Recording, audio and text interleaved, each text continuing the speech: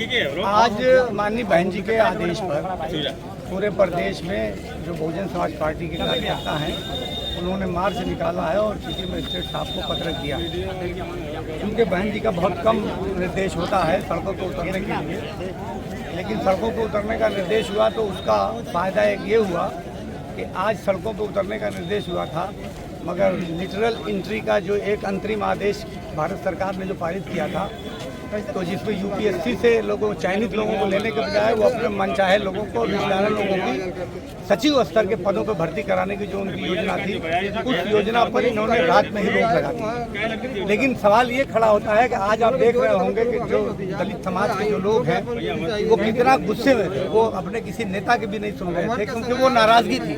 और नाराजगी किस बात की थी? नाराजगी इस बात की है कि जब से ये केंद्र में सरकार आई है भारतीय जनता पार्टी की, तब से इनका सीधा हमला संविधान को ख़त्म करने का प्रयास है या फिर ये कि आरक्षण को समाप्त करने की इनकी कोशिश है। और इसकी तमाम नज़ीर में ले भी आप शिक्षक भर्ती जो हुई है, आप उसमें देख लीजिए कि 69,000 शिक्षक भर्ती हुई। 69,000 शिक्षक भर्ती में जब लोगों ने आपत्ति की और जब हाई कोर्ट से होते हुए मामला सुप्रीम कोर्ट तक गया, तो सुप्रीम कोर्ट में लगातार सुनवाई के बाद सुप्रीम कोर्ट ने 69,000 शिक्षक भर्तियों की तमाम परीक्षा को निरस्त करके इनको 3 महीने का अवसर दिया कि आप फिर से काउंसिलिंग करिए। सुप्रीम कोर्ट ने आदेश क्यों किया? सुप्रीम कोर्ट ने आदेश इसलिए किया कि इन्होंने जो बैकवर्ड का 27% आरक्षण होना चाहिए उसमें सिर्फ 3.5% दिया है, और जो दलितों का 22% आरक्षण होना चाहिए उसमें सिर्फ इन्होंने 16% दिया है। तो जो ये 18-20% आरक्षण की जो चोरी है, इसी चोरी को सुप्रीम कोर्ट ने पकड़ा।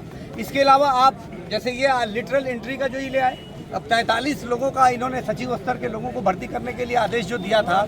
अब आप बताइए कि अगर आरक्षण होता तो इसमें 23 कम से कम हमारे दलित या बैकवर्ड क्लास के हमारे जो भाई हैं वो भी उस पद तक पहुंचते।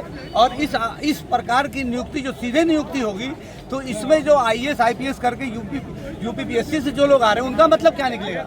इसका मतलब कि ये संदेश देना चाहते हैं कि हमारी सरकार में जो यूपीएससी से चुनकर IAS और IFS आते हैं वो सब नकारे हैं, क्योंकि आप बाहर से ले आने प्राइवेट कंपनियों में जो CEO हैं उनको ले आके आप सचिव के स्तर पे आप उनको सीधा भर्ती कर रहे हैं और तमाम सुविधाएं दे रहे हैं। तो ये सरकार किसी भी हालत में, जैसे आप प्राइवेट सेक्टर को ले लीजिए, प्राइवेट सेक्टर में 90% से ज़्यादा गैर दलित और गैर पिछड़े हैं। आप बताइए कि आबादी किसी कितनी है और आरक्षण किसका है? तो बैकवर्ड क्लासेस का आरक्षण ही नहीं है प्राइवेट नौकरी में, और 80% नौकरियाँ तो प्राइवेट में हैं। तो हमारी ये मांग है कि प्राइवेट सेक्टर में भी आरक्षण को जो बाबा साहब ने जो संविधान बनाया और उसके तहत जो दलितों को और पिछड़ों को जो बाबा साहब ने आरक्षण दिया, उस आरक्षण को लागू किया जाए और प्राइवेट कंपनियों में भी लागू किया जाए।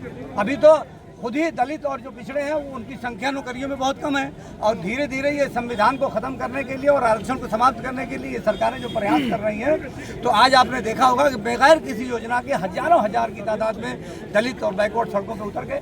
और गुस्सा उनका इतना था कि हम लोगों की बात भी सुनने को तैयार नहीं थे। वो कारण इसीलिए है कि सबको समझ में आ रहा है कि जो गरीब है वो दिन ब दिन गरीब होता जा रहा है और जो संपन्न लोग हैं वो दिन ब दिन संपन्न होते जा रहे हैं। तो इस नाबराबरी को सरकार के ख़त्म होना चाहिए, वरना आंदोलन की तो ये शुरुआत है। अभी बहन जी इशारा कर देंगे तो हम लोग पूरा जाम कर देंगे पूरे जिले को, बस उनके आदेश का इंतजार हम लोग करें।